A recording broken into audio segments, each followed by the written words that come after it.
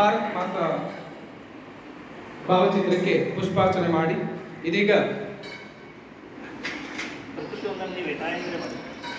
ಗಿಡಕ್ಕೆ ನೀರನ್ನು ಎರೆದು ಪೂಜಿಸುವುದರ ಮೂಲಕ ಈ ಕಾರ್ಯಕ್ರಮಕ್ಕೆ ಚಾಲನೆಯನ್ನು ನೀಡುತ್ತಿದ್ದಾರೆ.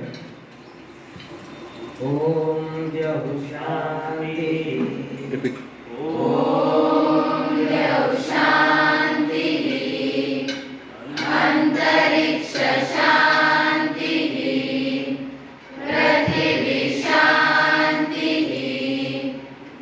ಆಪ ಶಾಂತಿ ಓಷಧಯ ಶಾಂತಿ ವನಸ್ಪತಯ ಶಾಂತಿ ವಿಶ್ವೇ ದೇವ ಶಾಂತಿ ಬ್ರಹ್ಮ ಶಾಂತಿ ಸರ್ವಂ ಶಾಂತಿ ಶಾಂತಿರೇವ ಶಾಂತಿ ಸಾಮ ಶಾಂತಿರೇಧಿ ಓಂ ಶಾಂತಿ ಶಾಂತಿ ಶಾಂತಿ. ಮೂಡಿಸ್ಲಿಕ್ಕೆ ನಮ್ಮ ಜೊತೆ ಇರುವಂತವರು ಶ್ರೀಯುತ ಜಯರಾಮ್ ಬಳ್ಳಾಜಿಯವರು. ಇವರು ದಕ್ಷಿಣ ಕನ್ನಡ ಜಿಲ್ಲೆಯ ಸುಳ್ಯ ತಾಲೂಕಿನ ಬಳ್ಳಾಜಿಯವರು. ರಾಷ್ಟ್ರೀಯ ಸ್ವಯಂ ಸೇವಕ ಸಂಘದ ಪೂರ್ಣ ಪ್ರಮಾಣದ ಕಾರ್ಯಕರ್ತರಾಗಿ ಪ್ರಚಾರಕರಾಗಿ ಕಳೆದ 33 ವರ್ಷಗಳಿಂದ ಸಂಘದ ಕಾರ್ಯವನ್ನು ನಡೆಸ್ತಾ ಬರ್ತಾ ಇದ್ದಾರೆ. ಪ್ರಚಾರಕರು ಅಂತ ಹೇಳಿದ್ರೆ ತಮ್ಮ ವಿದ್ಯಾಭ್ಯಾಸದ ನಂತರ ಸಂಪೂರ್ಣ ಸಮಯವನ್ನು ಸಂಘಕ್ಕೋಸ್ಕರ ಕೊಟ್ಟಂತವರು. ಪ್ರಸ್ತುತ ಕರ್ನಾಟಕ ರಾಜ್ಯ ಅಂದ್ರೆ ಕರ್ನಾಟಕ ಉತ್ತರ ಪ್ರಾಂತ ದಕ್ಷಿಣ ಪ್ರಾಂತ ಸಂಪೂರ್ಣ ಕರ್ನಾಟಕ ರಾಜ್ಯದ ಪರ್ಯಾವರಣ ಪ್ರಕೃತಿಯ ಬಗ್ಗೆ ಸಂಬಂಧಪಟ್ಟಂತೆ ಪ್ರಕೃತಿಯ ಬಗ್ಗೆ ಜಾಗೃತಿ ಮೂಡಿಸುವ ದೃಷ್ಟಿಯಿಂದ ಪರ್ಯಾವರಣ ಹೇಳ್ತಕ್ಕಂಥ ಗತಿವಿಧಿಯ ರಾಜ್ಯ ಸಂಯೋಜಕರಾಗಿ ಜವಾಬ್ದಾರಿಯನ್ನು ನಿರ್ವಹಿಸ್ತಾ ಇದ್ದಾರೆ. ಇವತ್ತು ಈ ಕಾರ್ಯಕ್ರಮದಲ್ಲಿ ನಮ್ಮ ಜೊತೆ ಇದ್ದಾರೆ. ಅವರಿಗೆ ಹೃತ್ಪೂರ್ವಕವಾಗಿ ಸ್ವಾಗತವನ್ನು ಬಯಸ್ತಾರೆ. ಯಾ ದೇವಿ ಸರ್ವಭೂತೇಷು ಪ್ರಕೃತಿ ರೂಪೇಣ ಸಂಸ್ಥಿತ ನಮಸ್ತಸ್ಯೈ ನಮಸ್ತಸ್ಯೈ ನಮಸ್ತಸ್ಯೈ ನಮೋ ನಮಃ. ಯಾ ದೇವಿ ಸರ್ವಭೂತೇಷು ವಿದ್ಯಾರೂಪೇಣ ಸಂಸ್ಥಿತ ನಮಸ್ತಸ್ಯೈ ನಮಸ್ತಸ್ಯೈ ನಮೋ ನಮಃ. ಕೇಳಿಸ್ತಾ ಇದೆಯಾ ಕೊನೆಯವರೆಗೂ? ಕೊನೆಯಲ್ಲಿ ಇದ್ದಂಥ ಟೀಚರ್ಸ್ ಕೂತಿದ್ದಾರೆ, ಅವ್ರಿಗೆ ಕೇಳ್ತಾ ಇದೆ ಮಾತಾಜಿಯವರಿಗೆ. ಇವತ್ತಿನ ವಿಷಯ ಪ್ರಕೃತಿ ವಂದನ ಮತ್ತು ಇನ್ನೊಂದು ವಿಷಯ ನಿತ್ಯ ಜೀವನದಲ್ಲಿ ಪರಿಸರ ಅಂತ ಇದೆ.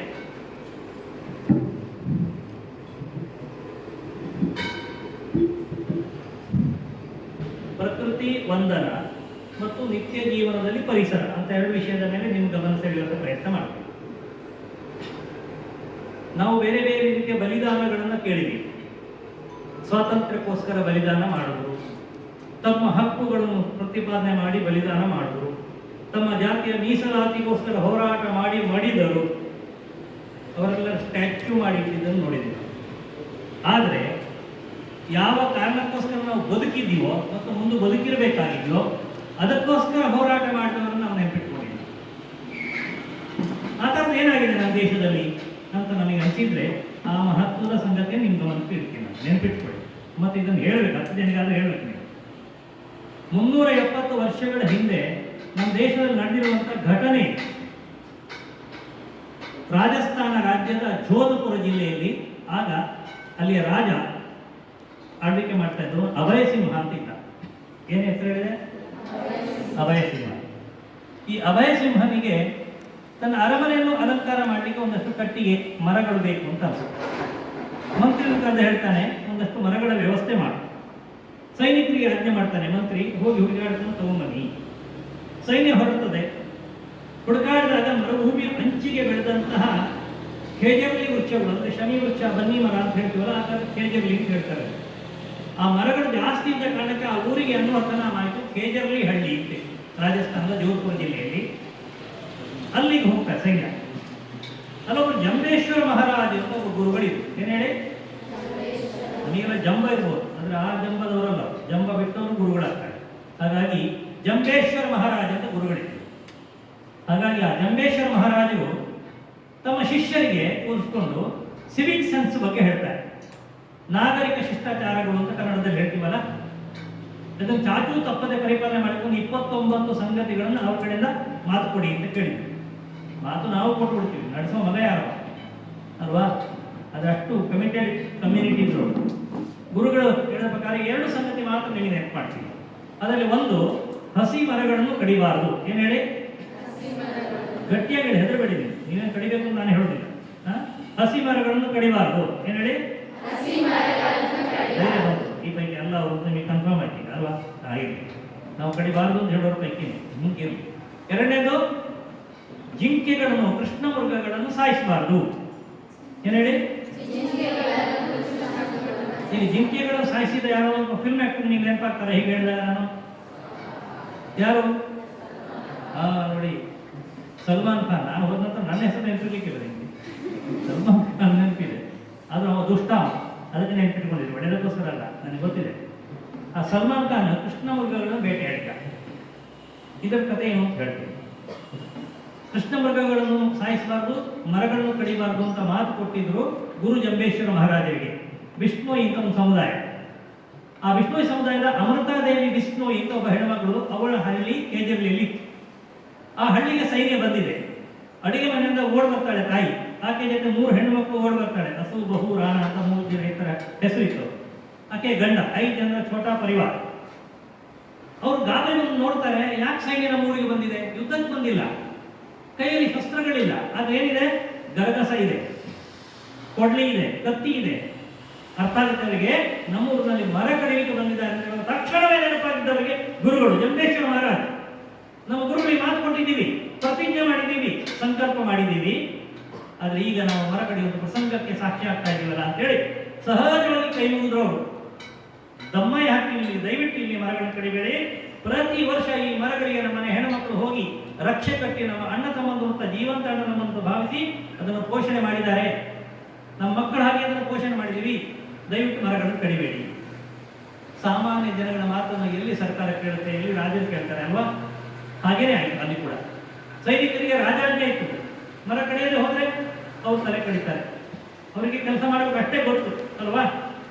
ಅಷ್ಟರೊಳಗೆ ಅವ್ರು ಸರಿ ನಮ್ಮ ಕೆಲಸ ಇದೆ ಅಂತ ಹೇಳಿ ಅವ್ರು ದುಡ್ಡು ಹಾಕ್ತಾರೆ. ಎತ್ತು ಬಿದ್ದು ಮತ್ತೆ ಒಂದೊಂದು ಕೈ ಮುಟ್ತಾರೆ. ಆಗ ಚಾವಟಿಯಿಂದ ಬಾರಿಸ್ತಾರೆ, ಮೈಯಿಂದ ಚರ್ಮ ಕಿತ್ತು ಸೀಳ್ತದೆ, ರಕ್ತ ಹರಿತದೆ.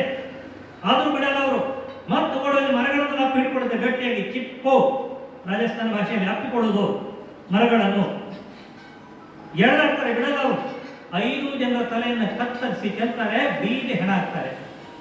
ಒಂದು ಮರದ ರಕ್ಷಣೆ ಮಾಡಲಿಕ್ಕೆ ನಿಂತ ಒಂದು ಪರಿವಾರ ಅದು ಬೀದಿ ಹೆಣ ಆಗುತ್ತೆ. ಕೇಳಿಸ್ತಲ್ಲ ಮಾತಾಡು. ಸೊ ಬೀದಿ ಹೆಣ ಆದಾಗ ಈ ಸುದ್ದಿ ಊರಿಗೆ ಗೊತ್ತಾಗುತ್ತೆ. ಕೆಜೆಪಿ ಹಳ್ಳಿಗೆ ಮೂಲೆ ಮೂಲೆಗೆ ಹೋಗುತ್ತೆ. ಜನ ಓಡ್ ಬರ್ತಾರೆ. ಹೆಣ್ಮಕ್ಳು, ತಾಯಂದ್ರು, ವಯಸ್ಸಾದವರು, ಗರ್ಭಿಣಿ ಹೆಣ್ಮಕ್ಳು, ಮುದುಕರು, ಮಕ್ಕಳು ಎಲ್ಲರೂ ಬರ್ತಾರೆ. ಕೇಳಿಸ್ತಾ ಇಲ್ವಾ? ಮಧ್ಯಕ್ಕೆ ಹೋದ್ರೆ ಈ ಕಡೆ ಆ ಕಡೆ ಮುಖ ಮಾಡಿಸಿ.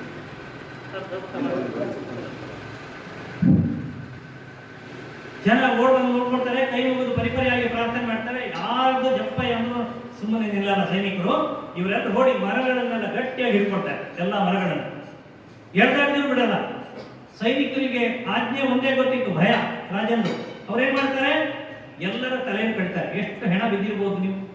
ಬ್ರಹ್ಮಾವರದಲ್ಲಿ ಒಂದು ಆಕ್ಸಿಡೆಂಟ್ ಆಗಿ ಯಾರೋ ಒಂದು ಹೆಣ ಬಿದ್ದಿತ್ತಂದ್ರೆ ಯಪ್ಪ ಅಂತ ಹೆದರ್ಕೊಂಡು ಆ ಕಡೆ ದಾರಿ ಬಿದ್ದು ವ್ಯತ್ಯಾಸ ಮಾಡಿ ಹೋಗ್ತೀವಿ ನಾವು. ಭಯ ಆಗ್ತದೆ ನಮಗೆ. ಏನೋ ಗಲಾಟೆ ಆಯ್ತು ಅಂದ್ರೆ ಬ್ರಹ್ಮಾವರ ಬಂದಾಗ 363ಕ್ಕೂ ಹೆಚ್ಚು ಜನರ ಹೆಣ ಬೀಳುತ್ತೆ ಅಲ್ಲಿ. ಎಷ್ಟು ಹೇಳಿ? 363. 370 ವರ್ಷಗಳ ಹಿಂದೆ ನಡೆದಂತ ಹೃದಯ ವಿದ್ರಾವಕ ಘಟನೆ ಇದು. ಕರುಳು ಹಿಂಡುವಂತ ಘಟನೆ ಇದು. ಯಾಕೋಸ್ಕರ? ಅಮಿತಾಬ್ ಬಚ್ಚನ್ಗೋಸ್ಕರ ನಮ್ಮೂರಿಗೆ ಕರೆಸಲಿಲ್ಲ ಅಂತ ಅಲ್ಲ, ನಮ್ಮ ಪಕ್ಷದವರು ಪ್ರಧಾನಮಂತ್ರಿ ಆಗಲಿಲ್ಲ ಅಂತ ಅಲ್ಲ. ನಮ್ಮ ಊರಿನ ಮರಗಳನ್ನು ಕಡಿತಾರೆ, ಬಿಡಲ್ಲ ಅಂತ ಹೇಳೋದಕ್ಕೋಸ್ಕರ, ಪ್ರಕೃತಿಯ ರಕ್ಷಣೆಗೋಸ್ಕರ ಪ್ರಾಣವನ್ನೇ ಪಣವಾಗಿಟ್ಟಂತ ಜನ, ಪ್ರಾಣವನ್ನೇ ತೆತ್ತಂತ ಘಟನೆ ಜಗತ್ತಿನ ಇತಿಹಾಸದಲ್ಲಿಲ್ಲ, ನಮ್ಮ ದೇಶದಲ್ಲಿ ಇದೆ. ಎಷ್ಟು ಜನಕ್ಕೆ ಈ ಘಟನೆ ನಮಗೆ ಗೊತ್ತಿದ್ದು, ಕತೆ ಕೇಳಿದ್ವಿ, ಒಂದ್ಸಲ ಬಲಗೈ ನೆರೆ ಮಾಡಿ ಈ ಕತೆ ಕೇಳಿದೀವಿ ಅಂತ ಹೇಳ್ತೇವೆ. ನಾವು ಒಂದಷ್ಟು ಜನ ಕೇಳಿದ್ದಾರೆ, ಪರವಾಗಿಲ್ಲ. ಸೊ ಕೇಳಿದ್ದೀರಿ, ಇದನ್ನು ಯಾರು ಹೇಳಿದಾರೆ? ನಮಗೆ ಪಾಠ ಮಾಡಿದಾರ? ಇರಲಿ, ಒಂದು ಸ್ವಲ್ಪ ಯೂಟ್ಯೂಬ್ ನಲ್ಲಿ ಅದರ ಬಗ್ಗೆ ಇದೆ, ಸಿಲೆಬಸ್ ನಲ್ಲಿ ಇಲ್ಲ. CBS ನಲ್ಲಿ ಒಂಚೂರು ಅಮೃತಾದೇವಿ ಬಗ್ಗೆ ಒಂದು ಸ್ವಲ್ಪ ಇದೆ. ಹಾಗಾಗಿ ಅಮೃತಾದೇವಿ ವಿಷ್ಣು ಈ ಕುಟುಂಬ ಅವರು ಅನುಸರಿಸಿದಂತ ರಾಜಸ್ಥಾನದ ಹಳ್ಳಿಯ ಜನ 363 ಹೆಚ್ಚು ಜನರ ಬಲಿದಾನ ಆಗಿದೆ. ಯಾಕೋಸ್ಕರ ಹೇಳಿ? ಮರಗಳನ್ನ, ಪ್ರಕೃತಿನ ರಕ್ಷಣೆ. ಆಗ ರಾಜಸ್ಥಾನದಲ್ಲಿ ಕಾಡಿತ್ತು, ಇಷ್ಟೊಂದು ಕಡಿಮೆ ಆಗಿರಲಿಲ್ಲ. ನೋಡಿ, ಪರಿಸರಕ್ಕೋಸ್ಕರ ನಾವು ಯಾಕೆ ಸ್ಯಾಕ್ರಿಫೈಸ್ ಮಾಡಬೇಕು, ರಕ್ಷಣೆ ಮಾಡಬೇಕು ಅಂತ ಹೇಳಿದ್ರೆ, ಒಂದ್ ದಿವಸ ಹಾಸ್ಪಿಟಲ್ ಅಡ್ಮಿಟ್ ಆದ್ರೆ ಆಕ್ಸಿಜನ್ ಸಿಲಿಂಡರ್ ಹಾಕ್ತಾರೆ ಬದುಕಿರ್ಲಿಕ್ಕೆ. ಹಿಂಗೆ ಉಸಿರಾಡ್ಬೇಕಲ್ಲ ನಾವು. ಉಸಿರಾಡ್ತಾ ಇರ್ಲಿಕ್ಕೆ ದಿವಸಕ್ಕೆ 3 ಆಕ್ಸಿಜನ್ ಸಿಲಿಂಡರ್ ಬೇಕು. ಒಂದು ಸಿಲಿಂಡರ್ನ ಮೇಲೆ 800 ರೂಪಾಯಿ ಅಂತ ಇಟ್ಕೊಳ್ಳಿ. ಸಾಮಾನ್ಯ 800 ರೂಪಾಯಿ ಅಂತ ಹಾಕಿದ್ರು 824 2400 ರೂಪಾಯಿಗಳು ದಿವಸಕ್ಕೆ ಉಸಿರಾಡಿಕೊಂಡು ಮನುಷ್ಯ ಬದುಕಿರ್ಲಿಕ್ಕೆ ಬೇಕು. ಒಂದು ಜೀವಂತ ಮರ ಒಂದು 50 ವರ್ಷಗಳ ಅವಧಿಯಲ್ಲಿ 35 ಲಕ್ಷ ರೂಪಾಯಿಗೂ ಹೆಚ್ಚು ನಮಗೆ ಆಕ್ಸಿಜನ್ ಹಿಡಿದು, ಹಣ್ಣುಗಳಿಂದ ಹಿಡಿದು, ಹೂವುಗಳಿಂದ ಹಿಡಿದು, ನೆರಳಿಂದ ಹಿಡಿದು, ಮಣ್ಣಿನ ಸವಕಳಿ ತಡೆಯಿಂದ ಹಿಡಿದು, ನೀರನ್ನು ಸಂರಕ್ಷಣೆ ಮಾಡುವುದು ಅದ್ಭುತ ಒಂದು ಉಪಯೋಗಕಾರಿ ಅಲ್ವಾ. ನಾವು ಹುಟ್ಟಿದ ತಕ್ಷಣ ಸ್ವಲ್ಪ ದಿವಸಕ್ಕೆ ತೊಟ್ಲಿಗೆ ಹಾಕ್ತಾರೆ. ನನಗೆ ಬಾಲ್ಯದಲ್ಲಿ ತೊಟ್ಟಿಲು, ಸ್ವಲ್ಪ ಕಾಲು ಬರಬೇಕು ನಡಿಬೇಕು ಅಂತ ಹೇಳಿದ್ರೆ 3 ಚಕ್ರದ ಗಾಡಿ, ಚನ್ನಪಟ್ಟಣದ ಬಣ್ಣದ ಗೊಂಬೆ. ಆಮೇಲೆ ಚೀನಾದೆಲ್ಲ ತಗೋಬೇಡಿ, ಮತ್ತೆ ಏನು ತರಿಸಿದ್ರು ಚನ್ನಪಟ್ಟಣ ತಗೊಳ್ಳಿ, ನಮ್ಮ ದೇಶದ್ದೇ ಅಲ್ವಾ, ಸ್ವದೇಶಿ. ಹಾಗಾಗಿ ಚನ್ನಪಟ್ಟಣದ ಬಣ್ಣದ ಗೊಂಬೆ. ಆಮೇಲೆ ಅದಾದ ನಂತರ ಸ್ವಲ್ಪ ದೊಡ್ಡವರಾಯ್ತು ಅಂತ ಹೇಳಿದ್ರೆ ಮದುವೆ ಮಾಡ್ತಾರೆ, ಚಪ್ರ ಹಾಕಬೇಕು, ಎಲ್ಲದಕ್ಕೂ ಬೇಕು ಅಲ್ವಾ. ದೇವಸ್ಥಾನಕ್ಕೆ ಕೊಡಿ ಮರ ಬೇಕು, ಎಲ್ಲದಕ್ಕೂ ಬೇಕು. ವಯಸ್ಸಾದ್ಮೇಲೆ ಸರಿಯಾಗಿ ಊಟ ತಿಂಡಿ ಮಾಡಿದ್ರೆ ಬೇಡದ್ದು ಪಿಜ್ಜಾ ತಿಂದು ಬೊಜ್ಜಕ್ಕೆ ಹಸ್ತನಾಗಿರ್ತದೆ. ಹಾಗೆ ಏನ್ ಮಾಡ್ತಾನೆ, ಊರು ಕೋಲು ಅರ್ಥರೈಟಿಸ್ ಬಂದಿದೆ, ಟೊಂಕ ಹಿಡಿದಿದೆ, ಊರು ಕೋಲು ಬೇಕು, ಅದಕ್ಕೂ ಮರ ಬೇಕು. ಎಕ್ಸ್ಪೈರ್ ಆಗೋ ಟೈಮ್ ಮುಗೀತಿ, ಒಂದು ರಾಮ ಸತ್ಯ ಹೇ, ಹೊತ್ಕೊಂಡು ಹೋಗ್ಲಿಕ್ಕೆ 4 ಜನ ಬೇಕು. ಮತ್ತೆ ಚಟ್ಟ, ಹುಟ್ಟಿನಿಂದ ಸಾವಿನವರೆಗೆ ಮರ ಬೇಕು. ಮರದಂತೆ ನರನಿಲ್ಲ, ಇದರ ಇಲ್ಲ. ಅದು ಆಕ್ಸಿಜನ್ ಕೊಡ್ತದೆ, ಹಕ್ಕಿಗಳಿಗೆ ಶೆಲ್ಟರ್ ಕೊಡ್ತದೆ, ಎಲ್ಲವೂ ಕೊಡ್ತದೆ. ನೋಡಿ ಎಂತ ಅದ್ಭುತ ಮರ ಅಂತೇಳಿ ಅಬ್ದುಲ್ ಕಲಾಂ ಹೇಳ್ತಾರೆ. 8ನೇ ತರಗತಿ ಹುಡುಗಿ ಅವ್ರ ಹತ್ರ ಹೇಳ್ತಾ ಹೋಗ್ತಾಳೆ, ನನಗೆ ದೇಶಭಕ್ತ ಆಗಬೇಕು, ಆದ್ರೆ ನಾನು ಏನ್ ಮಾಡ್ಲಿ ಅಂತ ಕೇಳ್ತಾರೆ. ವೆರಿ ಸಿಂಪಲ್, ಒಂದು ಗಿಡವನ್ನು ನೆಟ್ಟು ಬೆಳೆಸು. ಏನ್ ಹೇಳ್ತಾರೆ ಅವರು, ಸೈನಿಕ ಶಾಲೆಗೆ ಹೋಗು, ಆರ್ಮಿಗೆ ಸೇರ್ಕೋ ಅಥವಾ RS ಸೇರ್ಕೋ, ಈ ಥರದ್ದೇನು ಹೇಳಿಲ್ಲ. ಏನ್ ಹೇಳಿದ್ರು, ಒಂದು ಗಿಡ ನೆಡು. ಅರೆ, ನಮ್ಮ ದೇಶದ ಅಧ್ಯಕ್ಷರಾಗಿದ್ದಂಥವ್ರು ಹೇಳ್ತಾರೆ, ಉದ್ದೇಶಪೂರ್ವಕ ಅಧ್ಯಕ್ಷ ಅಂತ ಹೇಳಿದ್ರೆ ರಾಷ್ಟ್ರಪತಿ ಅಂತ ಹೇಳಲ್ಲ ನಾನು, ಅದು ಯಾಕೆ ನೀವೇ ತಿಳ್ಕೊಳ್ಳಿ. ದೇಶದ ಅಧ್ಯಕ್ಷರಾಗಿದ್ದಂಥ ವ್ಯಕ್ತಿ ಹೇಳ್ತಾರೆ, ಒಂದು ಗಿಡ ನೆಟ್ಟು ದೇಶಭಕ್ತಿಯ ಕೆಲಸ ಅಂತ ಹೇಳಿ. ಅದೇ ಕಾಲ ಅವ್ರು ಹೇಳ್ತಾರೆ, ಅವರು ಒಂದು ದೊಡ್ಡ ಸಲಾಮ್ ನಮ್ದು. ಏನ್ ಹೇಳ್ತಾರೆ ಅವರು, ನಾನೊಂದು ಹಕ್ಕಿಯನ್ನ ಗಿಳಿಯನ್ನ ತಂದು ಸಾಕಿದೆ, ಅದು ಹಾರಿ ಹೋಯ್ತು. ಒಂದು ಅಳಿಲನ್ನು ತಂದು ಸಾಕಿದೆ, ಅದು ಓಡಿ ಹೋಯ್ತು. ಬೇಜಾರು ಮಾಡ್ಕೊಂಡು ಮನೆಯಲ್ಲಿ ಕೂಡ್ಲಿಲ್ಲ, ಕೈ ಕಟ್ಟಿ ಕೂಡ್ಲಿಲ್ಲ. 2 ಗಿಡವನ್ನು ನೆಟ್ಟು ಬೆಳೆಸಿದೆ, ಗಿಡ ಆಯ್ತು, ಮರ ಆಯ್ತು. ಅದು ಓಡಿ ಹೋಗಿದ್ದಿತ್ತಲ್ಲ, ಅದ್ರ ಜೊತೆ ಬೇರೆಯವನ್ನೆಲ್ಲ ಕರ್ಕೊಂಡು ಬಂದು ಹೋಗೋಕ್ಕೆ. ಈಗ ಒಂದು ಚಪ್ಪಾಳೆ ಹೊಡೆಯಿದೆ ಜೋರಾಗಿ. ಈ ಚಪ್ಪಾಳೆ ನನಗಲ್ಲ, ಅಬ್ದುಲ್ ಕಲಾಂ ಅವರಿಗೆ. ಅಂದ್ರೆ ಮರ ಒಂದು ಅದ್ಭುತ ಬಯೋಡೈವರ್ಸಿಟಿಗೆ ಆಧಾರ, ಜೀವ ವೈವಿಧ್ಯಕ್ಕೆ ಆಧಾರ. ನಾಗವನ ಅಂತ ನಮ್ಮಲ್ಲಿ ಆರಾಧನೆ ಮಾಡ್ತಾರಲ್ಲ, ಬಯೋಡೈವರ್ಸಿಟಿ ಒಂದು ದೊಡ್ಡ ಕೇಂದ್ರ ಅದು ನಾಗವನ. ಅದು ಹುತ್ತ, ನೀರಿಳಿಸುವಂಥದ್ದು, ನೀರಿಗಿಸುವಂಥದ್ದು ಇರ್ಬೋದು, ಜೀವ ವೈವಿಧ್ಯವನ್ನು ಕಾಪಾಡುವಂಥದ್ದು ಇರ್ಬೋದು, ಈ ಥರ ಅನೇಕ ಸಂಗತಿಗಳಿದೆ. ಹಾಗಾಗಿ ಮರದಂತೆ ನರನಿಲ್ಲ. 72 ವರ್ಷದ ಒಬ್ಬ ಮನುಷ್ಯ ಕೋವಿಡ್ ಸಮಯದಲ್ಲಿ ಅಡ್ಮಿಟ್ ಆದ ಹಾಸ್ಪಿಟ್ಲಿಗೆ. ಡಿಸ್ಚಾರ್ಜ್ ಮಾಡುವ 5 ಲಕ್ಷ ರೂಪಾಯಿ ಬಿಲ್ ಮಾಡಿದ್ರು. ಕಾಂಪೌಂಡ್ ದಾಟಲಿಲ್ಲ, ಅಷ್ಟರಲ್ಲಿ ಅಟೆಂಡ್ ಓಡ್ ಬಂದ ಹಾಸ್ಪಿಟ್ಲ್. ಸರ್ ಒಂದು ಗಡಿಬಿಡಿ ಆಗಿದೆ. ಏನು ಅದು ಮೊನ್ನೆ ಲಾಸ್ಟ್ ಡೇ ಒಂದು ನಿಮಗೆ ಎಕ್ಸ್ಟ್ರಾ ಸಿಲಿಂಡರ್ ಹಾಕಿ 800 ರೂಪಾಯಿದು ಬಿಲ್ ಬಾಕಿ ಆಗಿದೆ ಅಂತ ಹೇಳಿ ಅವ್ರ ಕೈಲಿ ಬಿಲ್ ಇಟ್ಟ. ಆ ಯಜಮಾನ ಕಣ್ಣಲ್ಲಿ ಕಣ್ಣೀರೇ ಬಂದ್ಬಿಡು. ಬಹಳ ಬುದ್ಧಿವಂತ ಇದ್ದ ಮತ್ತೆ ಸಮಯದಾರ ಇದ್ದ ಅವನು. ಸರ್ 5 ಲಕ್ಷ ರೂಪಾಯಿ ಪೇ ಮಾಡಿದ್ದಾರೆ, ಇದೊಂದು ದೊಡ್ಡ ವಿಷಯ. ಈಗ ಕೊಡ್ಲಿಲ್ಲ, ತಿಂತಿಲ್ಲ, ನೀವು ಮನೆಗೆ ಹೋದ ನಂತರ ಕಳಿಸ್ಕೊಡಿ ಅಂತಂದ. ಆಗ ಅವ್ರು ಹೇಳ್ತಾರೆ ಕಣ್ಣೀರು ನೋಡಿಸ್ಕೊಂಡು, ಇದು ದುಃಖದ ಕಣ್ಣೀರಲ್ಲ, ಇದು ಆನಂದ ಬಾಷ್ಪ. ಈಗ ನನಗೆ ನೆನಪಾಯ್ತು, ನನಗೆ 72 ವರ್ಷ ವಯಸ್ಸು. ಈ ಭಗವಂತ ನನಗೆ ಇಲ್ಲಿವರೆಗೆ ಬಿಲ್ಲೇ ಕಳಿಸ್ಕೊಡ್ಲಿಲ್ಲಲ್ಲ. ಈ ಪ್ರಕೃತಿಯಿಂದ ಎಷ್ಟು ಆಕ್ಸಿಜನ್ ತಗೊಂಡಿದ್ದೇನೆ ನನಗೆ ಅಂತ ನೆನಪಾಯ್ತು. ಅದಕ್ಕೆ ಈ ಕಣ್ಣೀರು ಭಗವಂತನಿಗೆ ಸಲ್ಲಿಸಿದಂತ ಕೃತಜ್ಞತೆ ಇದು ಅಂತ ಹೇಳಿ ಬಿಲ್ ಕೊಟ್ಟು ಹೊರಟರು. ನೋಡಿ, ನಾವು ವಿಚಾರ ಮಾಡಿದೀವ, ನನಗೆ ಜೀವಂತವಾಗಿ ಉಳಿಲಿಕ್ಕೆ ಮರ ಇಲ್ಲದೆ ಸಾಧ್ಯನೇ ಇಲ್ಲ. ಗ್ಲೋಬಲ್ ವಾರ್ಮಿಂಗ್, ಜಾಗತಿಕ ತಾಪಮಾನ ಆಗ್ತಾ ಇದೆ. ಜಾಗತಿಕ ತಾಪಮಾನ ಕಂಟ್ರೋಲ್ ಮಾಡಲಿಕ್ಕೆ ನಾವು ಏನ್ ಮಾಡಬಹುದು ಒಂದು ನಿತ್ಯ ಜೀವನವನ್ನು ನಾನು ನಿಮಗೆ ನೆಟ್ ಮಾಡ್ತೀನಿ. ಅದಕ್ಕೆ 3P ಇದೆ. ನಾವು ಉಡುಪಿಯಲ್ಲಿದೆ, ಇನ್ನೊಂದು P ಇದನ್ನ ಎಕ್ಸ್ಟ್ರಾ ಸೇರಿಸ್ಬೋದು ಅಲ್ವಾ. ಈಗ 3P ಯಲ್ಲಿ ಮೊದಲ P ಯಾವುದು? Person, capital I. ನಾನು, ನನ್ನಿಂದ ಅಂತ, ನಾನಿರುವ ಮನೆಯಿಂದ. ಪರ್ಸನ್ ನನ್ನಿಂದ ಶುರು, ನನ್ನ ಮನೆಯಿಂದ ಶುರು ಆಗಬೇಕು. ಪ್ರೊಫೆಷನ್, ಶಾಲೆಯಲ್ಲಿ ಇದ್ದೀನಿ ನಾನು, ಶಾಲೆಯಲ್ಲಿ ನನ್ನ ಪಾತ್ರ. ಪಬ್ಲಿಕ್, ಸಾರ್ವಜನಿಕರು ಸೇರಿಸ್ಕೊಂಡು ನಾನೇನು ಮಾಡ್ಬೋದು. ಈ 3P ಮೇಲೆ ಫೋಕಸ್. ಇನ್ನೊಂದು 3P ಇದೆ, ನೆನಪಿಟ್ಕೊಳ್ಳಿ. ಆದ ನಂತರ ನಿಮಗೆ ಸೈನ್ಸ್ ಕ್ಲಾಸ್ ಇದು, ಆಮೇಲೆ ನೀವು ಅದನ್ನು ಬರೆದುಕೊಂಡು ಟೀಚರ್ಸ್ಗೆ ವಾಪಸ್ ಕೊಡಬೇಕು. ವಾಪಸ್ ನೀವು ನೆನಪಿಟ್ಕೊಂಡು ಇನ್ನೇನು ತಲೆಗಳು ಹಾಕೋಬೇಡಿ, ಈ ಪಾಯಿಂಟ್ಗಳು ಗುರುತು ಹಾಕಿ ವಾಪಸ್ ಕೊಡಬೇಕು. ನೋಡ, ಚೆನ್ನಾಗಿ ಮಾಡಿದ್ರೆ ಏನೊಂದು ಬಹುಮಾನ ಕೊಡ್ಬೋದು. ಹಾಗಾಗಿ 3ನೇ P ಯಾವುದು ಹೇಳಿದೆ ನಾನು. ಫಸ್ಟ್ P ಪರ್ಸನ್, 2ನೇದು ಪ್ರೊಫೆಷನ್, ಮೂರನೇದು ಪಬ್ಲಿಕ್. ಇನ್ನು 3P ಇದೆ. ಆ 3P ಯಾವುದು ಅಂತ ಹೇಳಿದ್ರೆ ಪಾನಿ ಬಚಾವೋ, ಗಟ್ಟಿಯಾಗಿ ಹೇಳಿ, पेड़ लगाओ, पॉलिथीन हटाओ. ये 3 चीज है, दूसरों के लिए नहीं, अपने के लिए. ನಮಗೋಸ್ಕರ ಇದೆ, ಬೇರೆಯವರಿಗೆಲ್ಲ ಹಟಾವೋ ಕಟಾವೋ ಅಂತ ಹೇಳೋದಿಲ್ಲ, ಬೇರೆಯವರಿಗೆಲ್ಲ ನಾವೇ ಮಾಡಬೇಕಾಗಿದೆ ಇದನ್ನು. ಅದಕ್ಕೋಸ್ಕರ ಈ ವಿಷಯದ ಮೇಲೆ 3Pಯ ಜವಾಬ್ದಾರಿ ಇದೆ.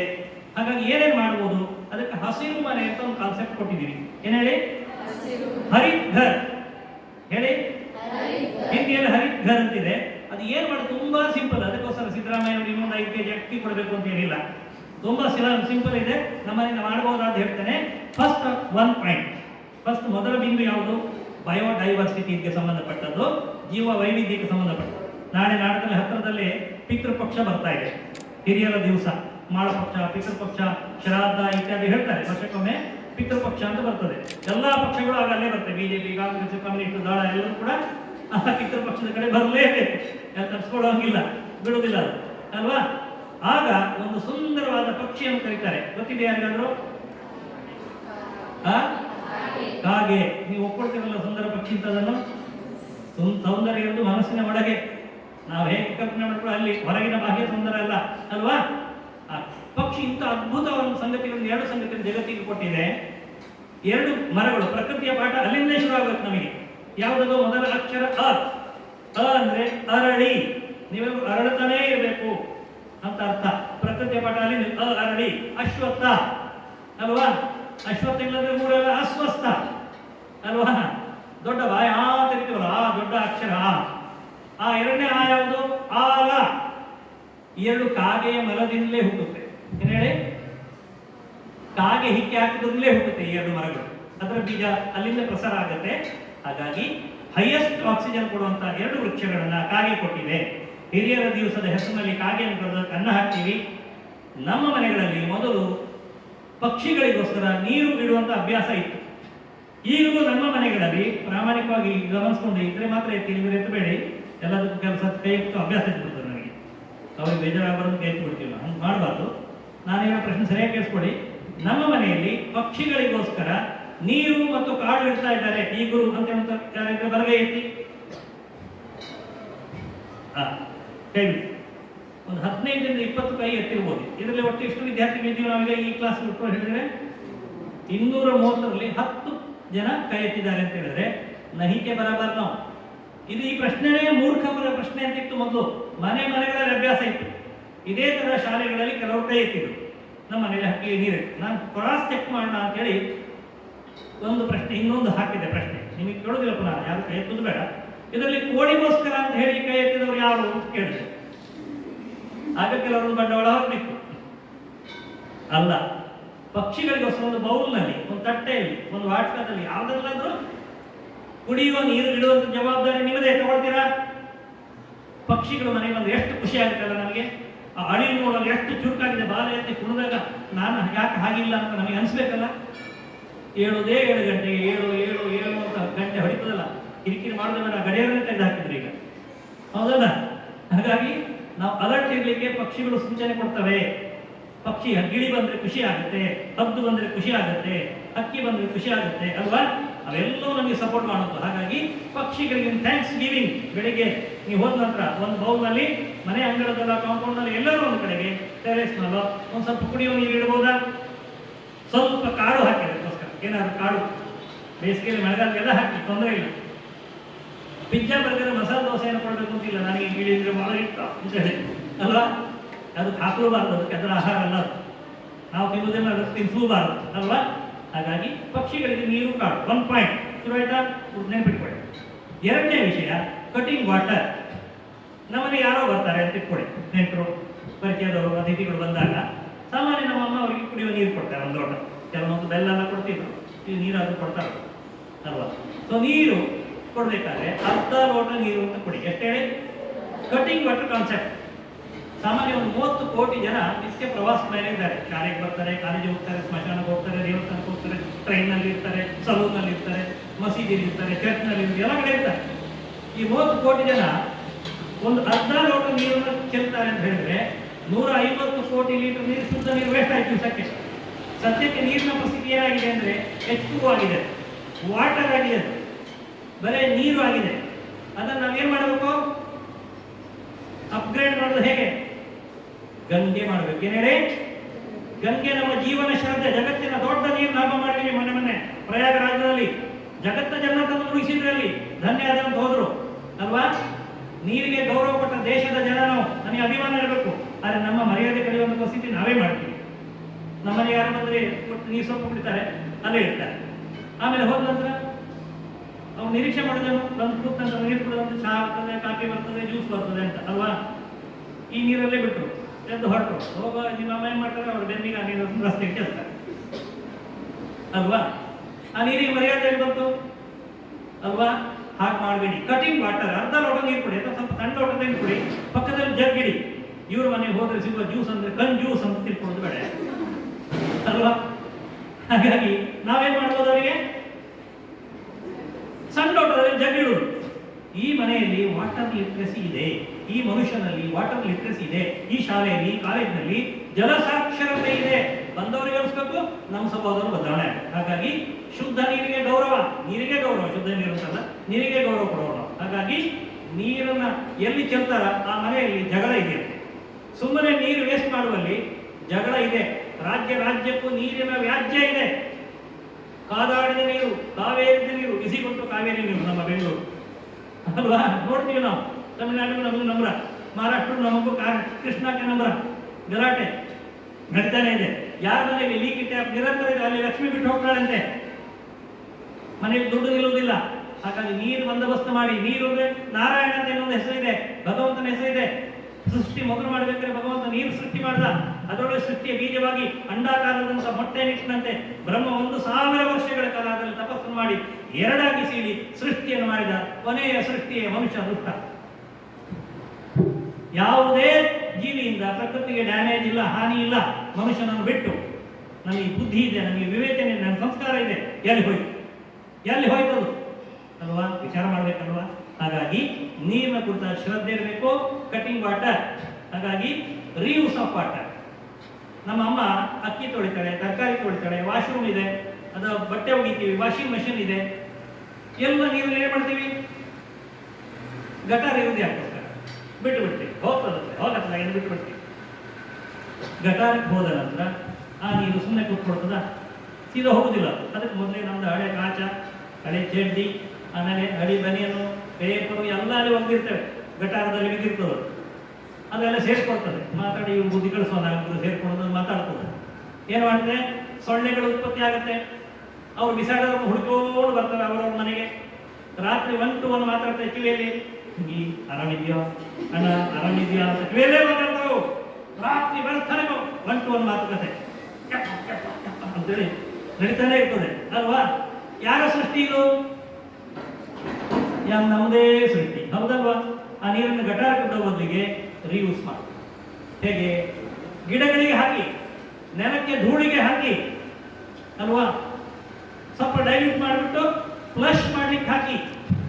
ಈ ಮೂಲಕ ನಾವು ಒಬ್ಬೊಬ್ರು ಕೂಡ 100 ಲೀಟರ್ ನೀರನ್ನು ಉಳಿಸ್ಬೋದು. ಎಂತ ಮಾತಾಡ್ತಾರೆ ಮಾರಾಯರು. ನಮ್ಮ ಊರಿಗೆ ಬಂದು ನಮ್ಮ ಸಮುದ್ರಗಳು ಮಂಡ್ಯ ಕ್ರಮ ಇರುವವರಿಗೆ ಅಂತ ನೀವು ಕೇಳ್ಬೋದು ಅಲ್ವಾ? ಸಮುದ್ರನೂ ಇರ್ಬೋದು, ನೀರು ಇರ್ಬೋದು. ಗಾಂಧೀಜಿಯವರಿಗೆ ಒಬ್ಬ ನೀರು ಹಾಕ್ತಾ ಕೈಗೆ ಹೇಳಿದ್ ನಾನು. ನೆಹರು ಮತ್ತು ಗಾಂಧೀಜಿ ಇಬ್ಬರು ಆಗ್ರಾದಲ್ಲಿ ಹೋಗಿದ್ರು ಒಂದು ಕಾಂಗ್ರೆಸ್ ಸಮ್ಮೇಳನಕ್ಕೆ. ಜಾಸ್ತಿ ನೀರು ಹಾಕ್ತಾ ಇದ್ದಂತೆ ಕೈ ತೊಳಿಲಿಕ್ಕೆ. ಸೌಕಾಶ ಅಂದಂತೆ ಗಾಂಧೀಜಿ. ಅದು ನೆಹರು ಹೇಳಿದ್ರಂತೆ, ಗಾಂಧೀಜಿ ಯಾಕೆ ಚಿಂತೆ ಮಾಡ್ತೀರಿ, ಅಲ್ಲಿ ಗಂಗಾ ನದಿನೇ ಹರಿತಾ ಇದೆ ಅಂತ ಹೇಳಿದ್ರಂತೆ. ಗಾಂಧಿ ಒಮ್ಮೆ ಹೀಗೆ ನೆಹರು ಮುಖ ನೋಡಿದ್ರು.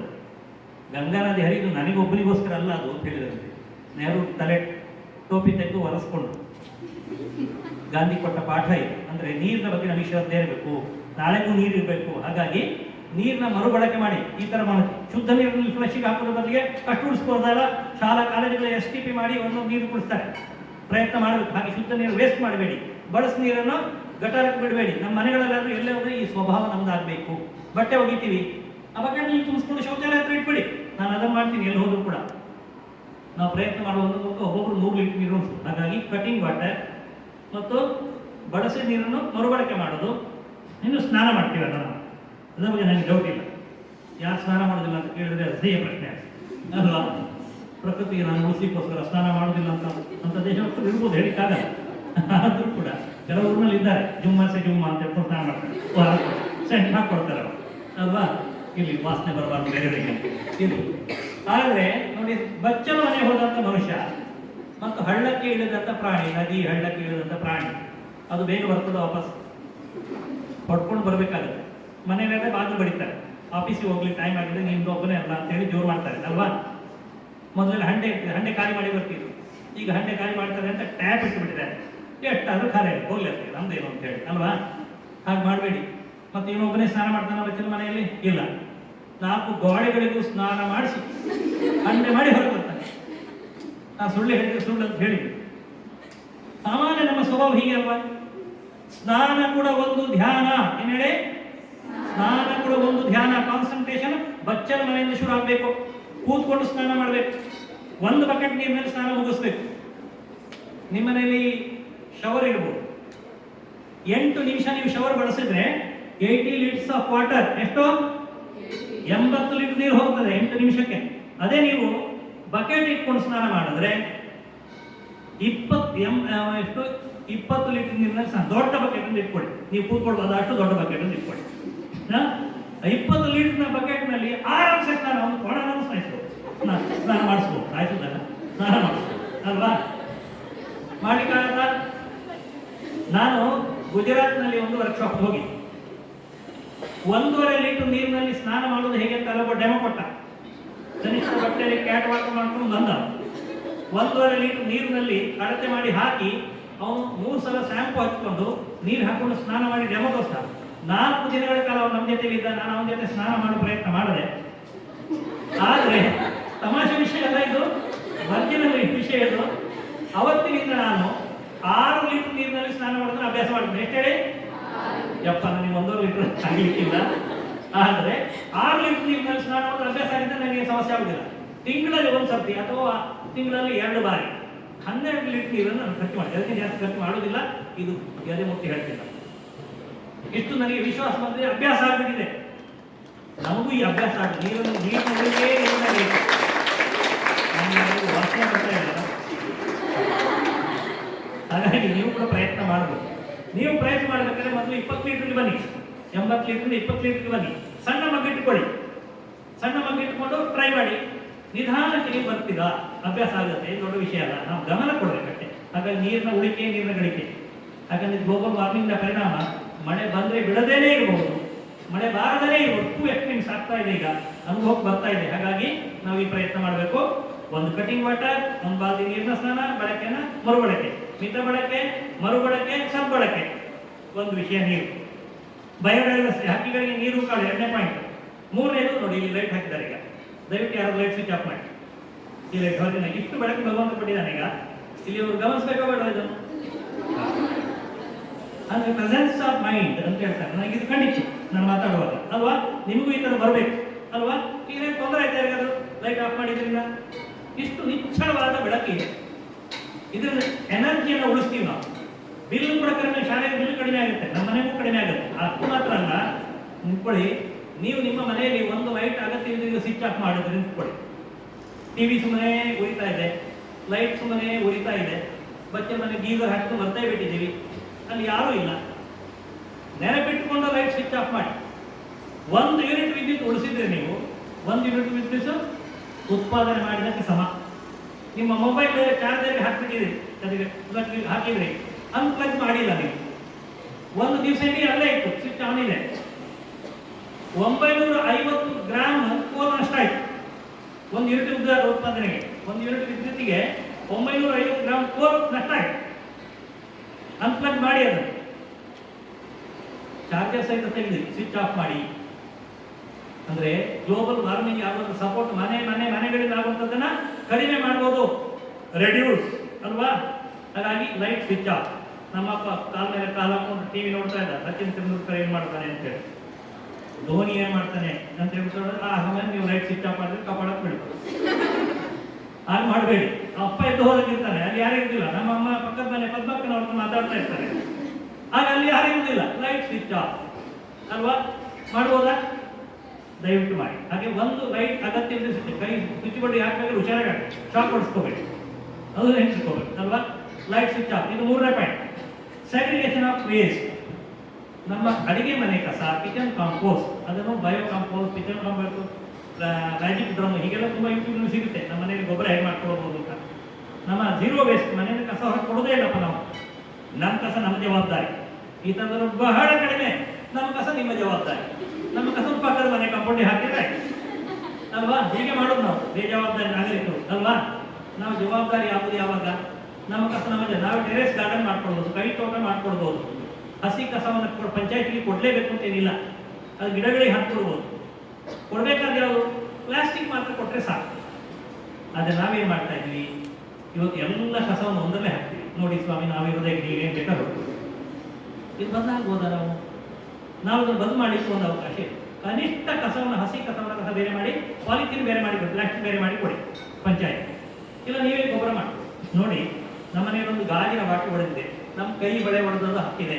ನಮ್ಮ ಅಪ್ಪಂದು BP ಮಕ್ಕಳಿಗೆ ಹೇಳಿ ಸಾಕಾಗಿದೆ, BP ಬಂದ್ಬಿಟ್ಟಿದೆ. ಅವರ tablet cover, sugar cover, tablet cover, ನಮಗೆ ಪ್ರಿಯವಾದ ಬೆಳೆದು ತಿಂತೀವಲ್ಲ ಕುರ್ಕುರೆ, ಬೆಳೆದೆಲ್ಲ ತಿಂದು ತಿಂದು ಆರೋಗ್ಯ ಕಳಿಸ್ತೀವಿ. ಅಪ್ಪನ ಜೋಬಿಗೆ ಮತ್ತೆ ಕೋಟೆ ಅಲ್ವಾ. ಹಾಗೆ ಆ ತಿಂದಿದ್ದು ಅದರ ಕವರ್ಗಳು, ಅಮ್ಮ ತರಕಾರಿ ತಂದಿದ್ದು ಕ್ಯಾರಿ ಬ್ಯಾಗ್ ಎಲ್ಲ ಅದರಲ್ಲಿ ಹಾಕಿ, ಕೊಳತ ಬಾಳೆಹಣ್ಣು, ತಲೆ ಕೂದಲು ಎಲ್ಲ ಅದರಲ್ಲಿ ಹಾಕಿ ಎಸಿತೀವಿ ಡಸ್ಟ್ಬಿನ್ನಿಗೆ. ಅಲ್ಲಿ ಗೀಡಾಡಿ ಹಂದಿ ಬರುತ್ತೆ, ನಾಯಿ ಬರುತ್ತೆ, ಹಕ್ಕಿ ಬರುತ್ತೆ, ಕತ್ತೆ ಬರುತ್ತೆ, ನಮ್ಮ ತರದ್ದು. ಆಮೇಲೆ ಇನ್ನೇನು ಬರುತ್ತೆ? ಹಸು ಬರುತ್ತೆ. ಅದೆಲ್ಲವೂ ಎಳೆದಾಡಿ ತಿನ್ನುತ್ತೆ. ಏನು ತಿನ್ನುತ್ತೆ? ಎಳೆದಾಡಿ ತಿನ್ನುತ್ತೆ, ಒತ್ತಾಡಿ ಸಾಯ್ತದೆ. ನಿಮ್ಮೆಲ್ಲರ ಕುಟುಂಬಕ್ಕೆ ನಂದೇ ಗತಿ ಬರಲಿ ಅಂತ ಶಾಪ್ ಹಾಕಿ ಹೋಗುತ್ತೆ ಹಸು. ಒಂದು ಹಸುವಿನ ಹೊಟ್ಟೆಯಲ್ಲಿ 40 kg ಪ್ಲಾಸ್ಟಿಕ್ ಸಿಕ್ಕಿ ಸತ್ತೋಯ್ತು, ಆಪರೇಷನ್ ಮಾಡಿ ತೆಗೆದು ಯೂಟ್ಯೂಬ್ನಲ್ಲಿ ಬೇರೆ ಬೇರೆ ವಿಡಿಯೋ ನೋಡಿರ್ತೀರ ನೀವು. ಅದರ ಶಾಪ ನಮಗೆ ಕಟ್ಟದೇ ಇರುತ್ತಾ? ಗೋಹತ್ಯೆ ಶಾಪ ನಮಗೆ ಬರದೇ ಇರುತ್ತಾ? ಹಂದಿ ಸತ್ತಿದ್ದ ಶಾಪ ನಮಗೆ ಬರದೇ ಇರುತ್ತಾ? ಹಕ್ಕಿ ಸತ್ತಿದ್ದ ಶಾಪ ನಮಗೆ ಬರದೇ ಇರುತ್ತಾ? ಎಚ್ಚರಾಗಿ ಎಚ್ಚರಾಗಿ ಶಾಪ ತಗ್ತಾ ಇದೆ ಪ್ರಕೃತಿದ್ದು ನಮಗೆ. ಹಾಗಾಗಿ ಜೋಪಾನವಾಗಿ ವ್ಯವಹಾರ ಮಾಡಿ, ನಾಗರಿಕರಾಗಿ ಬದುಕಿ, ಅನಾಗರಿಕರಾಗಿ ಅಲ್ಲ. ಹಾಗಾಗಿ ಸೆಗ್ರಿಗೇಷನ್ ಅಗತ್ಯ ಇದೆ. ಕಸದವರೆಲ್ಲ ಮುನ್ಸಿಪಾಲಿಟಿಯವರು ಬರ್ತಾರಲ್ಲ, ಅವರು ಕಸದವರು ನಾವೇ ಕಸ ದೊಡ್ಡ ಕಸ. ಅವರು ಕಸ ವಿಲೇವಾರಿ ಮಾಡೋರು, ಅವ್ರಿಗೆ ಸ್ವಲ್ಪ ಸಹಾಯ ಮಾಡಿ, ಅವ್ರದ್ದು ಮನುಷ್ಯರಾಗಿ ನೋಡಿ. ಹೌದಾ? ನಮ್ಮನೇಲಿ ತಾಯಿ ಸ್ವಚ್ಛ ಮಾಡಿದ್ರೆ ಬೀದಿಯಲ್ಲಿ ಆ ತಾಯಿ ಸ್ವಚ್ಛ ಮಾಡ್ತಾ ಇದ್ದಾರೆ ಅಲ್ವಾ. ಹೀಗೆ 4ನೇ ಪಾಯಿಂಟ್. ಕೊನೆಯದಾಗಿ 5ನೇ ಪಾಯಿಂಟ್ ಯಾವುದಪ್ಪ ಅಂತಂದ್ರೆ, ನಮಗೆಲ್ಲರಿಗೊಂದು ರೋಗ ಬಂದ್ಬಿಟ್ಟಿದೆ. ಏನದು? ಕ್ಯಾರಿ ಬ್ಯಾಗ್ ಹಿಡ್ಕೊಂಡು ಹೋಗುದು. ಮನೆಯಿಂದ ಕೈ ಇಸ್ಕೊಂಡು ದೊಣ್ಣೆ ಹಾಕೋದ್ರೆ ಹೋಗ್ತೀವಿ.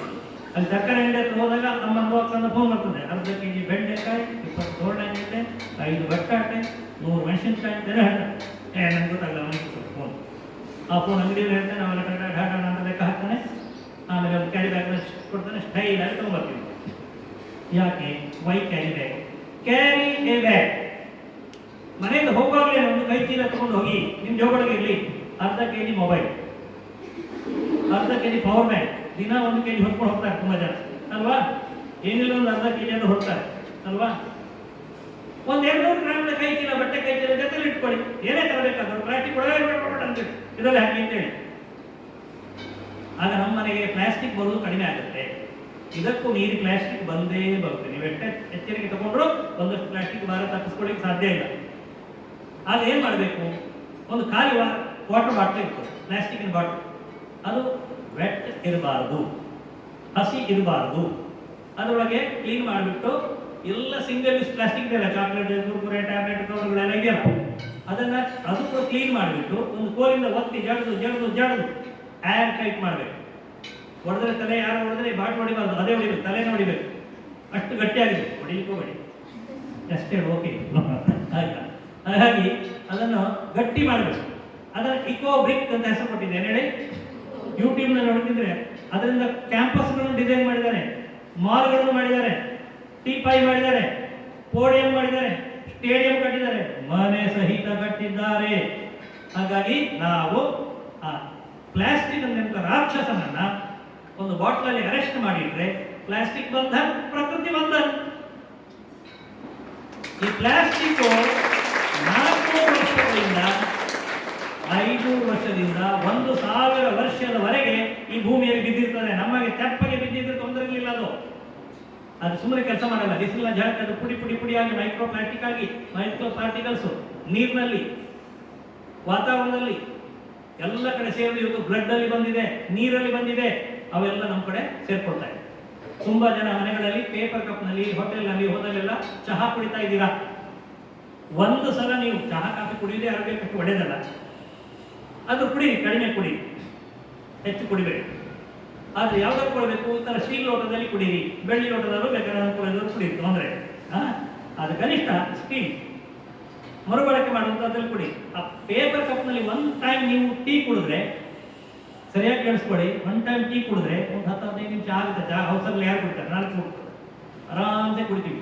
ಹಾಕಿ ಬಿಸಿ ಬಿಸಿ ಚಹಾ ಹಾಕ್ತಾರೆ ಅದರಲ್ಲಿ, ಆನಂತರ ಹರಟೆ ಹೊಡಿತಾ ಚಹಾ ಕುಡಿತೀವಿ.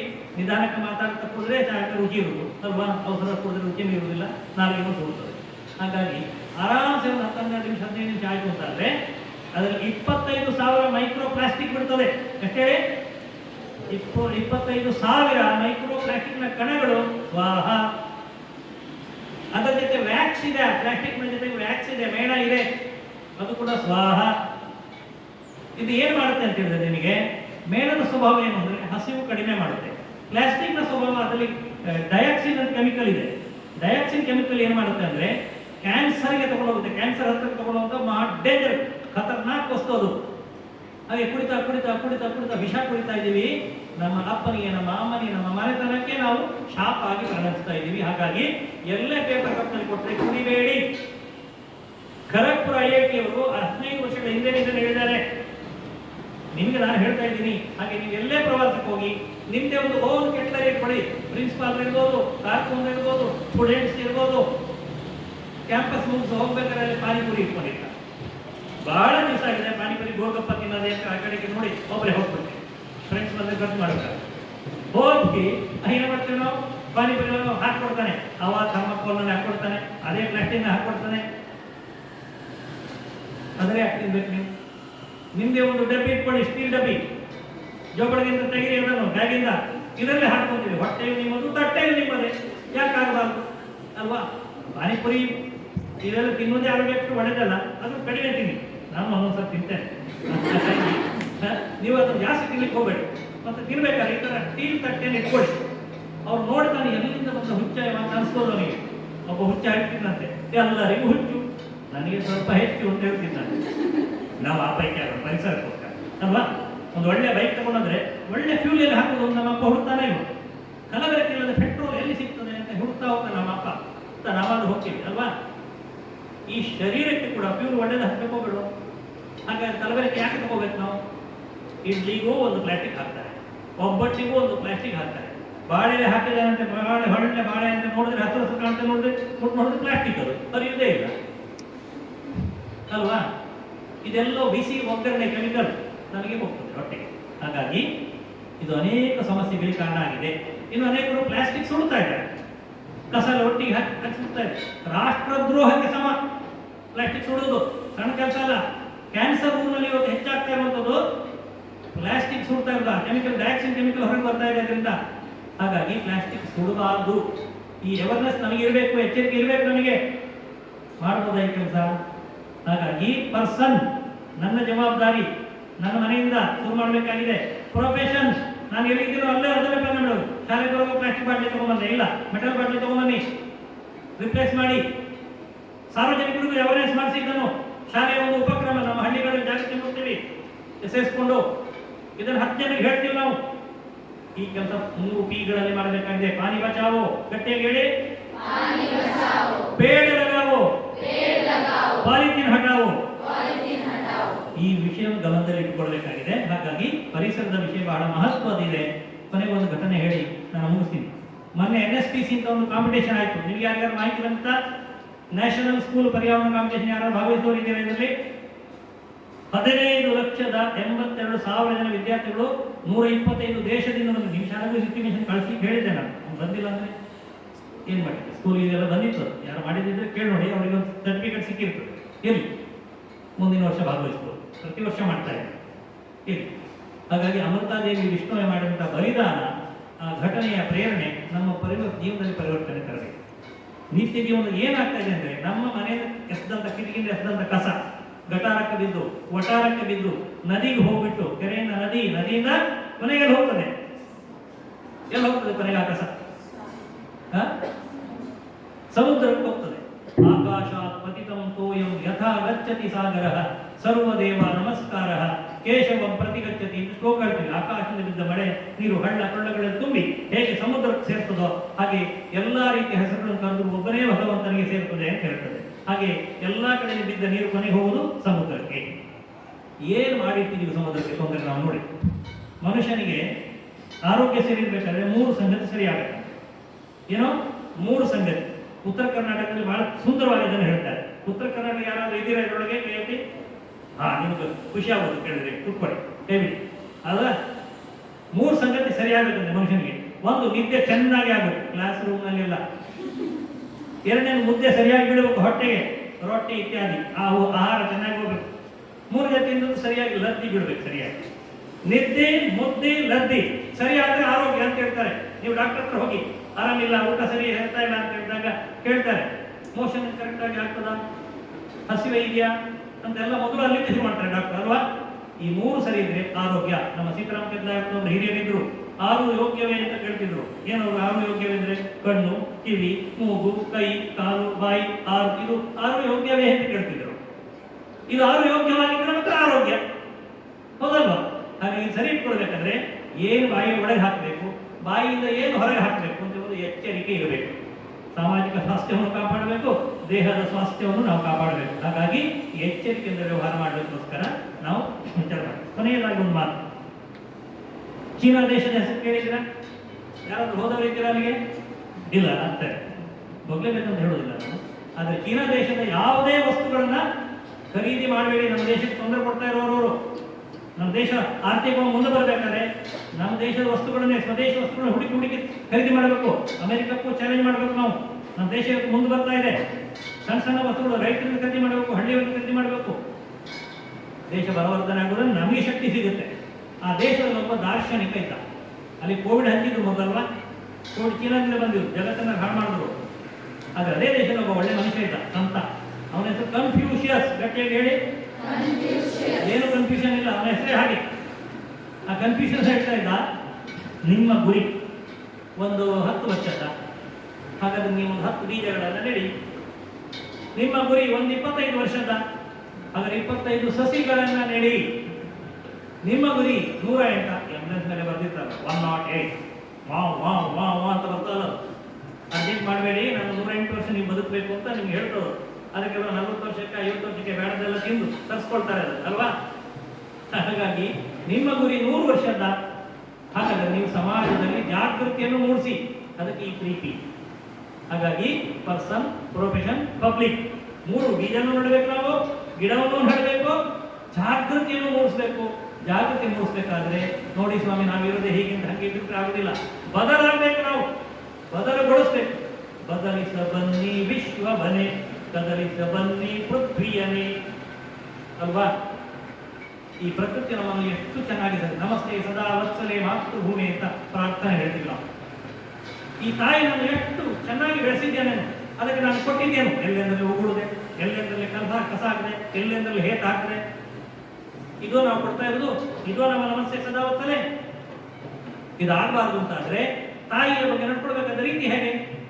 ಹಾಗೆ ಪ್ರಕೃತಿ ನಮಗೆ ಜೀವನ ಉಸಿರಾಗಬೇಕು. ಉಸಿರು ಕೊಟ್ಟಂತ ಪ್ರಕೃತಿಗೆ ನಾವೇ ಕೊಡ್ತಾ ಇದ್ದೀವಿ.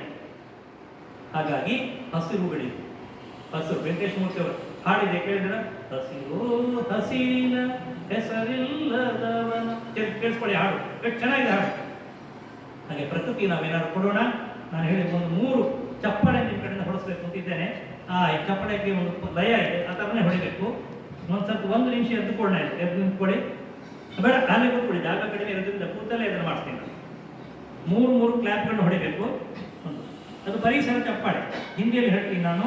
ಪಾನಿ ಬಚಾವೋ, ಗಟ್ಟಿಗೆ ಹೇಳಿ. पानी बचाओ, पेड़ लगाओ, पेड़ लगाओ, पॉलिथीन हटाओ. पॉलिथीन हटाओ. ಈಗ ಕ್ಲಾಪ್ ಶುರು ಅಂತ ಹೇಳ್ತೇನೆ. 3 ಚಪ್ಪಾಳೆ. ಕ್ಲಾಪ್ ಶುರು. 3 ಚಪ್ಪಾಳೆ ಅಷ್ಟೇ. 1 2 3 ಕ್ಲಾಪ್ ಶುರು. ಈಗ ಏನು ಮಾಡಬೇಕು? ಕೈಯನ್ನು ಹೀಗೆ ಮಾಡಬೇಕು, ನೆಲದಲ್ಲಿ ಬೀಜ ನೆಡ್ಕೊಂಡು ಪೇಡ ಲಗಾವು ಮಾಡಿ ಹೀಗೆ ಮುಂದಕ್ಕೆ. ಮತ್ತೆ ಒಂದ್ಸತಿ ಕ್ಲಾಪ್ 3 ಹೊಡಿಬೇಕು. ಕ್ಲಾಪ್ ಶುರು. ಈಗ LIC ಚಿಹ್ನೆ ತೋರಿಸ್ಬೇಕು. ಪಾನಿ ಬಚಾವೋ.